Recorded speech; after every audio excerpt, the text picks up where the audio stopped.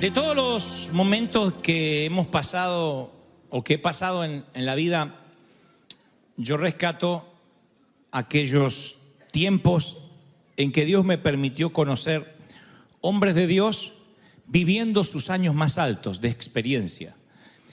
Y he contado en más de una ocasión que Dios, viviendo en Buenos Aires, me da la providencia divina o el privilegio que un tremendo hombre de Dios llamado Omar Cabrera, quien fundó una de las iglesias más grandes o las denominaciones más grandes de la Argentina, no era mi pastor de manera directa, pero él empezó a oír que la mano de Dios estaba sobre nuestro ministerio y allí es que decidió regalarme 4 o 5 desayunos antes que él partiera a la eternidad. Al poco tiempo, predicando, se mojaría bajo la lluvia, tendría una pulmonía irreversible e iría a la eternidad con el Padre. Y de las cosas que él me dijo o de que aprendí, hay frases que recuerdo hasta el día de hoy, las tengo escritas en un borrador. Él me dijo, él solía decirme, mira, Dios va a usar las experiencias de tu presente, que luego serán las experiencias por consecuencia del pasado, para prepararte para oportunidades en el futuro. Cada cosa que te pase, Dante, tienes que agradecer porque son oportunidades que a veces vienen disfrazadas de crisis, vienen disfrazadas de problemas. Hay una enorme diferencia entre el diploma que cuelga, que pende de la pared, al currículum vitae, a la hoja de vida. Porque el diploma es lo que sabes, el currículum es lo que haces. Cuando se combinan ambas, cuando ambas son coincidentales, lo que sabes con lo que haces es lo que te lleva por la vida, lo que te abre paso en el camino de la vida. Hay mucha gente que sabe, pero no hace. Y hay mucha gente que hace, pero no sabe. Estos son peores. Son los que dicen, yo me atrevo a desarmar el auto, a ver si lo puedo arreglar. Y ese auto no anduvo nunca más. Los que dicen, yo voy a desarmar esta cafetera y le voy a encontrar el problema. Y al rato te dicen, no sirve la cafetera, compremos otra. Hace, pero no sabe. Y después está el otro que sabe y que dice, yo sabría cómo arreglar esa cafetera, pero no mueve un dedo por arreglarla. Creo que uno debe coincidir lo que sabemos, la profesión a la cual nos dedicamos, juntamente con el hacer. Y Omar solía decir, mira, todo lo que hagas en la vida, sepas o no sepas, van a marcar tus experiencias, tus recuerdos de vida. Y aunque ahora te parecen cosas amargas, difíciles de digerir, van a ser capital en tu futuro. Y recuerdo esas pláticas porque yo en aquel entonces era muy jovencito. ¿Ustedes eran más jovencitos que ahora? Sí, sí. Menos coqueto, pero jovencito. Y las cruzadas, los programas de televisión, lo hacíamos sin el respaldo de la oración de una iglesia, sin el respaldo financiero de ninguna institución. Y en esa situación, en ese tiempo y espacio, es cuando Omar Cabrera se reunía conmigo algunas mañanas. Y me decía, Dante, no hay otra cosa que arriesgarse. La vida es correr riesgos. La vida es emprender, es avanzar. Y esos avances, esas audacias, son las que van a marcar un camino de recuerdos, de precedentes, que mañana te van a servir, aunque ahora creas que no. Y yo le decía, pero Omar, estoy endeudado, estoy quebrado, no tengo casa, tengo que vender el auto ahora para pagar la deuda de la campaña evangelística que Dios me mandó a hacer. Y él me decía, bueno, vas a andar a pie, andar en camiones otra vez. Pero es maravilloso que Dios te use. Yo le decía, claro, él porque tiene 2, 3 autos, por eso es maravilloso que Dios me use. Yo tenía que andar en camión. Pero de a poquito en esos desayunos, él fue llevándome o adentrándome en un evangelio donde uno vive para el Señor, no omitiendo cosas, sino haciendo cosas. Y Omar, insisto con esto porque a esto quiero llegar, me decía, sin agallas no hay gloria, flaco. Sin agallas no hay gloria. Y yo le decía, pero ni agallas me quedan, las voy a tener que vender. Sin agallas no hay gloria. No me olvidé nunca más esa frase. Sin agallas no hay gloria. Es necesario para vivir la gloria de Dios tener audacia. Y de a poco, insisto, me fue revelando un evangelio que consiste no solo en resistir, sino en avanzar. No solo en defensiva, sino en ofensiva. Y no saben cómo eso me sirvió para la vida. Y me decía algunos datos mientras desayunábamos, porque él no era una persona que te decía, anota o graba esto. Él parecía que estaba hablando de cualquier cosa, pero estaba predicando. Y yo le decía, mire, tengo una memoria de elefante, pero yo prefiero anotar alguna de las cosas. Ah, querido, anota lo que quieras. Y anoté, sin agallas no hay gloria. Y luego 3 o 4 puntos. La primera dijo, si vas a correr un riesgo, no mires las posibilidades. No mires alrededor. Si quieres tener agallas en la vida, no mires nunca alrededor. Yo creo que una de las cosas más emocionantes del mundo es hacer algo que nadie jamás hizo. Y siempre que hagas algo nuevo vas a ganarte la crítica de mucha gente, porque la gente dice, no pruebes nada nuevo, todo está probado. Si fuera por esa gente no habría invento, no habría celulares, no habría luz eléctrica, no habría tantas cosas que fueron producto de una audaz que dijo, ¿y por qué no? ¿Y por qué no? Y las cosas fueron cambiando. Pero yo recuerdo que de chico todos tenemos eso, por lo menos yo era así. ¿Qué te juego de que voy en una sola rueda de la bici, con la bici hasta la esquina? No, nadie va a una. Sí, hago la Willy. Y iba hasta la esquina. La Willy la llamamos con una sola rueda. Antes de la Willy, 2 dientes perdían el camino, pero llegaba con una sola rueda. El desafío era hacer algo nuevo, ¿no es cierto? Y hacerlo más difícil. No hay nada más que emocione más. Eso viene en nosotros, un gen. Viene en los seres humanos, que vamos perdiendo a medida que vamos creciendo. Por eso yo agradezco que tuve en cierta esquina de mi vida a un Omar Cabrera que invirtió su tiempo en decirme, Dante, la vida es agallas, sin agallas no hay gloria. Dios ama eso. Gedeón tenía 32.000 hombres y es superado por los madianitas. 32.000 hombres. ¿Qué pensarías? Si tienes 32.000 hombres y hay un ejército de Madián que es mucho mayor, bueno, no te das el lujo de perder un solo hombre. ¿Qué dice Dios? No, porque si yo les doy la victoria con los 32.000, van a decir, gracias Dios por ayudarnos. Lo que hoy yo decía antes de la adoración, que muchos no damos gracias a Dios porque nos sentimos con derecho a que nos lo hemos ganado. A veces decimos, bueno, yo trabajé duro para tener lo que tengo, y uno se siente con derecho. Entonces, ¿qué hace Dios? Hace que las posibilidades sean 1 en 1.000.000, para que no quede otra que darle la gloria a Dios. Así que Dios se acerca a Gedeón, le dice, mira, estás en un problema, tienes 32.000 de infantería y enfrente te superan casi el doble. Y Gedeón dice, ¿qué vas a hacer? No te preocupes, tengo un gran plan, quédate con 300. ¡Una locura! Dios le dice, demasiada gente, vamos con 300. Pero Señor, estamos locos, estás loco. Tengo 32.000 y estoy preocupado y quieres hacerlo con 300. Ven cómo Dios actúa. Por algo Omar me decía, Dante, sin agallas no hay gloria. Cualquiera puede ir con 32.000 y decir, bueno, éramos más valientes que ellos.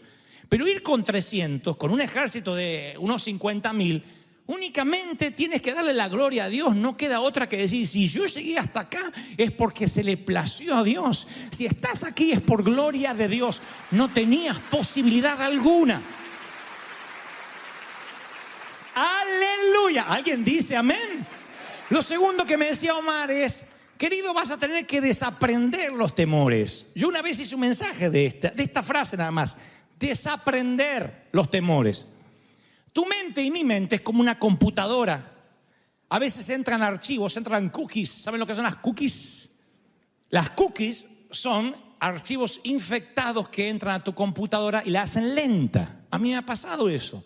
Que de pronto vi una película online o no sé, fui a un sitio que no era muy seguro y de pronto me llenan de publicidades a tal punto que no podía navegar. Los archivos estaban infectados. No eran necesariamente virus, sino archivos que consumían memoria. Entonces hay que desinstalar porque están socavando las memorias desde adentro. Así es la vida, así es la mente nuestra, porque la computadora es una copia de cómo funcionan nuestras cortezas cerebrales. Entonces, la vida nos llena de cookies, de pensamientos infectados, tóxicos, ya sea porque alguien nos transmite un miedo en la niñez, alguien nos transmite un miedo en el high school, quien está a nuestro lado nos transmite sus temores. Vamos infectando nuestra mente con archivos que son cookies que ocupan gigas de tu memoria. Claro, después cuando tienes que correr un riesgo, no puedes porque te vienen todas esas voces que ya no reconoces de dónde vienes. Esas voces socavan tu audacia y es como cuando uno se desvía de la autopista, hay que regresar donde uno se comenzó a desviar. Entonces, la mitad del aprendizaje consiste en aprender. La mitad del aprendizaje es desaprender, que es lo más difícil. Omar Cabrera me decía, si vas a tener agallas, no mire las circunstancias, pero vas a tener que desaprender muchas cosas. Desaprender lo que te dice la religión, desaprender lo que muchas veces sin mala intención te han dicho los progenitores. Ese fue el peor desafío de Jesús, desinstalar los archivos viejos de los religiosos. De hecho, no pudo. A Cristo lo crucificaron por lo que decía. Porque no hay peor cosa que querer desinstalar archivos viejos. Eso fue lo que más me costó. Si yo nací en una iglesia legalista donde me decían que todo lo que podía hacer era pecado. Quiero servir a Dios en la tele, pecado. Cajón del diablo de la televisión. Quiero servir a Dios en la radio, pecado, porque ahí pasa música mundana. Quiero ser actor. La industria de Hollywood está llena de droga y prostitución. Y yo ni que iba a llegar a Hollywood si estaba en Buenos Aires. Pero nada. Quiero estudiar actuación. No, eso no es de Dios. Todo era pecado. Entonces, para yo desaprender eso, me costó por lo menos una década bien larga entender que Dios me decía, no importa tanto lo que sabes, sino lo que haces. No solo el diploma que pende en la pared, sino tu currículum vital, tu hoja de vida. ¿Qué dice tu hoja de vida? ¿Qué has hecho para Dios hasta ahora? No te pregunté por lo que sabes, sino por lo que haces. Porque no es los pensamientos de los apóstoles, sino los hechos de los apóstoles. Porque el Señor no te dirá, bien pensado, siervo fiel, bien dicho, siervo fiel. Te dirá, bien hecho. Bien hecho. ¿Qué has hecho? ¿Qué hacemos? ¿Qué estamos haciendo para el Señor? Sin agallas, ¿no hay qué? No hay gloria. Sin agallas, ¿no hay qué? No hay gloria. ¿Sabía que las vacunas son pequeñas dosis de la enfermedad que quieres combatir? Pequeñas dosis de la enfermedad crean la inmunización. Parece que este es un dato médico que nada tiene que ver con lo espiritual. Bueno, yo voy a decirte esto. Sin agallas no hay gloria. La cura para el temor al fracaso no es el éxito, es el fracaso. Es una pequeña dosis de fracaso lo que te va a curar para el fracaso. La cura para el temor al rechazo no es que te acepten, es una pequeña dosis de rechazo. Así se crea la inmunidad. Tienes que estar en contacto con pequeñas dosis de cantidades de aquello a lo que le temes y así se crea la inmunidad. Entonces, estando sentado con Omar Cabrera, él me decía, repito, no mire las circunstancias, desaprende los temores. Y yo le digo esto, no me olvido más la plática. Le digo, Omar, ¿sabe qué? Yo tengo, ¿qué tenía? No sé si 27, 26, 27 años. Le digo, Omar, yo tengo 27 años, soy jovencito. Y hasta ahora, a pesar de que la pasé feo, Dios siempre me dio éxito en todo. Siempre Dios me bendijo. En todo. No he visto así un fracaso grande, no he visto algo que me saliera mal. Dios siempre me defiende, siempre me bendice. La plata siempre aparece y me dice, ay, querido, estás fregado entonces. Le digo, ¿por qué? Porque vas a tener dosis de fracaso entonces. Yo pensé que ya la habías tenido. No, vas a tener que fracasar. ¿Por qué? Y porque si no, no te vas a hacer inmune, mi viejo. Sin agallas no hay gloria. Vas a tener que fracasar. Le digo, ay, no me diga eso, me da miedo. ¿También tenés miedo?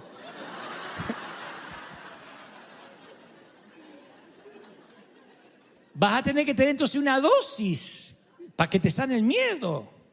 Y fue una de las profecías, no digo negativa, pero esas palabras que tardas muchos años en olvidártelas, porque me levanté de esa mesa y a partir de ahí comencé a tener una serie de fracasos en cosas que yo pensé que jamás iba a fracasar. Montamos una obra de teatro en un gran sitio en Buenos Aires, un teatro gigantesco, y se desata la peor crisis política en el país. El presidente renuncia. Tuvimos 5 presidentes en una semana en Argentina. La gente salía con cacerolas a la calle y yo haciendo un espectáculo en Buenos Aires. Tuvimos que cerrar Tuve que pagar indemnización a todo el elenco, eran un montón, para colmo era un dineral a base de cómo nos iba a ir. Y tuve el primer gran fracaso, aún creyéndole a Dios o pensando que estaba haciendo las cosas para Dios. Caminaba por mi barrio diciendo, Señor, ¿dónde va a salir el dinero? Tengo miedo. Y yo decía, te estoy probando, cabezón, porque algún día ese miedo va a hacer que el resto del miedo no entre. Te vas a hacer fuerte, vas a aprender a confiar en mí, que soy el Dios de las cosas pequeñas y el Dios de las cosas grandes. Alguien está pasando aquí una crisis financiera, económica, familiar, y el Señor me dice, yo te estoy capacitando para lo que va a venir. Y esto te está subiendo tu umbral de resistencia. Vas a resistir y vas a saber de que yo te bendigo, que yo no te dejo. ¿Están recibiendo esta palabra, sí o no? ¡Aleluya! Miren, él me dijo, no mire las posibilidades, desaprende los temores. Está todo ahí de la servilleta de una mañana de hace muchos años. Me dijo, replantea el problema, porque sin agallas no hay gloria. Replantéate el problema, dile, ¿por qué estoy acá? ¿Por qué Dios me pone en esta situación? ¿Qué me quieres enseñar? Muchos de ustedes no estuvieron hace 9 años cuando llegamos a la Catedral de Cristal, con una acústica tan horrible, a la 1 de la tarde, un calor, nos hacíamos al espiedo todo, era la iglesia rostizada de la Catedral de Cristal a esa hora. Y si nosotros no hubiésemos tenido aquellos días de mala acústica y de malas noticias y de quiebras en la Catedral de Cristal, hoy no tendríamos River Arena. Trazando una línea de puntos para atrás me doy cuenta, gracias Señor por las oportunidades que llegaron disfrazadas de crisis, porque sin agalla no hay gloria. Alguien tiene que decir amén. Son los días malos los que te ayudan a valorar los días buenos. Son los días de enfermedad los que te ayudan a valorar la salud. Son los días de fracaso los que hacen que valores el éxito. Son los días de soledad los que hacen que valores la compañía. Si no, no valoras nada. Y Dios dice, te voy a meter en una vorágine de eventos para prepararte para el futuro. Por eso agradezco a Dios los fracasos, las veces que lloré, las náuseas antes de emprender algo. La frustración de sentirme impotente, porque de alguna manera todo eso me ayudó. Y no digo que ahora haya alcanzado una perfección, no, hoy tengo otro montón de sinfín de problemas que seguramente me están preparando para un futuro. Son esos eventos los que capacitan a que tus agallas sean más grandes, a que hagas, a que emprendas, a que no solo dejes de hacer cosas malas, sino que también hagas cosas buenas. Esa es la filosofía de un cristiano. A mí me gustaba tener las cosas bajo control y resulta que hacer cosas para Cristo es perder el control y dejárselo a Él. No podemos prepararnos para todo. Sin agallas, ¿no hay qué? No hay gloria. Y la vida es emprender aunque no tenga las circunstancias bajo control. Si me dijeras, Dante, ¿qué frase, aparte de sin agallas no hay gloria? No, está mal formulada la pregunta. Me la hago yo mismo y me la formulo mal. Miren qué bueno. Si te dijeras, Dante, ¿qué concepto? Ahí está. ¿Qué concepto te llevaste de esas pláticas con Omar Cabrera? En la vida, que te recuerdes. O sea, cuando te ves ahí reunido con Omar, jovencito, ¿qué concepto te llevaste? ¿Qué principio te llevaste? Y hay uno que salta a mi memoria por encima de la frase que acuñó Omar, que sin agallas no hay gloria, y es, ¿qué es lo peor que podría pasar? No saben cómo esa frase me ha ayudado. Yo voy a decir lo que mi pastor alemán decía, no está en la Biblia, pero debería estar. ¿Qué es lo peor que podría pasar? ¿Qué es lo peor que podría pasar? Significa, aún cuando pase lo peor, voy a seguir confiando en el Señor. Tú dices, ay pastor, no puedo estar bien porque me descubrieron una enfermedad. Y yo te digo, Dios te va a sanar. Pero ¿y si no te sanara? ¿Qué es lo peor que te podría pasar? Vamos, piensa lo peor. Que la enfermedad avance. ¿Y qué más? Y que me muera. ¿Y qué más? Y que me vaya con Él. ¿Qué es lo peor? No te tomes la vida tan en serio porque no vas a salir vivo de ella. No te tomes la vida tan en serio. Respeta, valora, honra la vida, pero no te tomes tan en serio a ti mismo. Sin agallas no hay gloria y a veces hay que correr riesgos, a veces hay que desafiar las circunstancias, a veces hay que decir, bueno, ¿qué es lo peor? Si no lo hago voy a dejar un agujero en mi gran rompecabezas y lo vas a lamentar siempre. Ahora una palabra para los solteros. Ese agujero en tu rompecabezas va a quedar siempre. Y de acá a 50 años vas a decir, ¿y si le hubiese hablado? Capaz que la encuentras en Facebook después de 50 años y dices, menos mal que no le hablé. Porque la vida no ha sido grata con ella.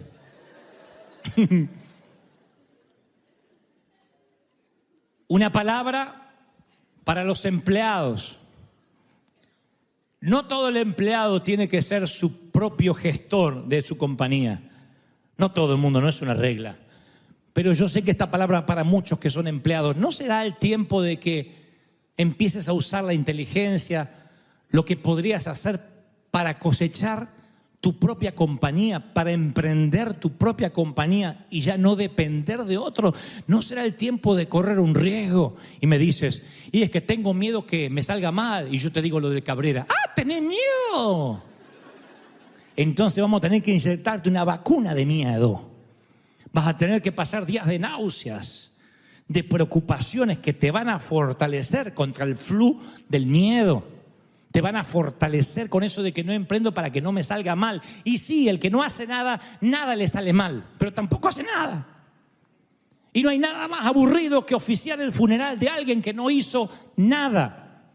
Hay una pieza en su rompecabezas que va a estar siempre sin completar y vas a lamentarte. Hay un gen que tienes dentro que es el gen del cazador y eso no se tiene que ir. ¿Alguno de ustedes mataba hormiga de chiquitito? ¿O eran todo el Papa Francisco desde que nacieron?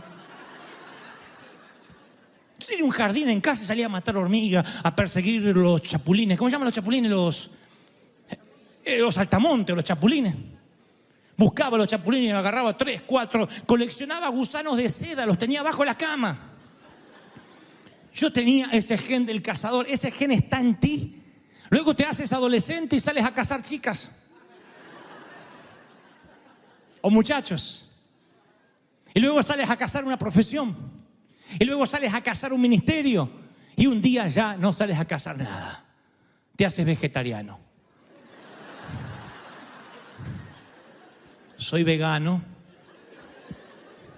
Entonces come verdurita. Señor, ¿qué es lo que no tengo que hacer? Oh, no tengo que pecar. Gracias, Señor, por mantenerme tan santo. Y come lechuga.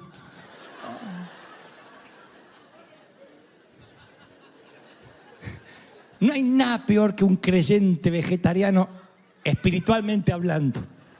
Que tú dices, vamos a correr riesgo, vamos a emprender. ¡Aleluya! Y dice, este es el momento, mi tiempo. Y otro dice, no, perdón, verduras para mí. En River Shore no hay verduras. Acá se come bien, se alimenta bien, se solidifica bien. ¡Aleluya! Alguien tiene que decir, ese es mi Dios.